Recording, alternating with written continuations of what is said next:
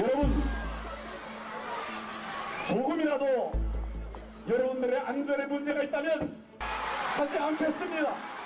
황교안 권한대행과 한민국 국방장관은 작년 성주 주민들과의 약속을 내팽개치고 단 한 차례의 주민 설명회도 없이 전자파 피해에 대한 조사도 없이 사드 배치를 불법적, 일방적으로 추진하고 있습니다. 전자파에 대한 우려의 목소리가 나옵니다. 레이더로부터 100m만 전자파에 조심해야 될 구간이고 그 이후는 안전 구간이라고 볼 수 있습니다.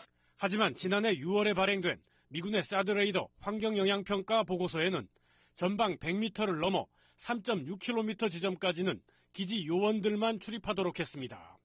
국방부 고위 관계자는 레이더가 가동되고 있을 때는 3.6km 지점까지도 안전하지 않기 때문에 가동 여부를 아는 요원들만 출입하게 한 거라고 설명했습니다. 완전히 사라지는 것은 아니기 때문에 그 출력과 주파수가 어느 정도인지를 정확하게 알아야 안전거리에 대한 계산이 가능합니다. 따라서 전자파 위해 여부를 확인하려면 미군이 들여오는 사드 레이더의 체계가 어떤지 정확한 정보가 필수적입니다. 이 보시는 것처럼 롯데 골프장과 김천은 매우 가깝게 있습니다. 레이더 북쪽 방면인 농소면과 남면 일대에 2,100여 명이 살고 있고요.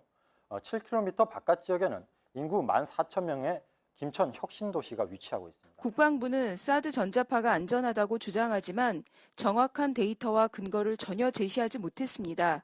2016년 8월 새누리당 토론회에서 김윤명 교수는 사드 전자파가 안전하다고 주장했습니다. 하이가 달라질 수도 있는데 출력이 예를 들어 8만일 때와 41만일 때는 당연히 유해도가 다르지 않나요? 다르죠. 예, 다르죠. 그런데 우리는 지금 출력을 지금 모르지 않습니까? 정확한 출력을 여기에 나와 있는 거 이거 가지고서 그렇죠. 계산을 정확한 출력을 모른다는 거는 어차피 사실 그 100m가 안전거리라고 하는 것도 위험할 수 있는 발언 아닙니까? 추후 언론 인터뷰에서는 사드 레이더 출력과 재원은 군사 기밀이라 받지 못했다며 분석할 수 있는 데이터가 없는 상황에서 사드 레이더 100m 밖은 안전하다고 국방부가 준 자료를 전제로 결과에 맞춰 추정한 것이라고 시인한 바 있습니다.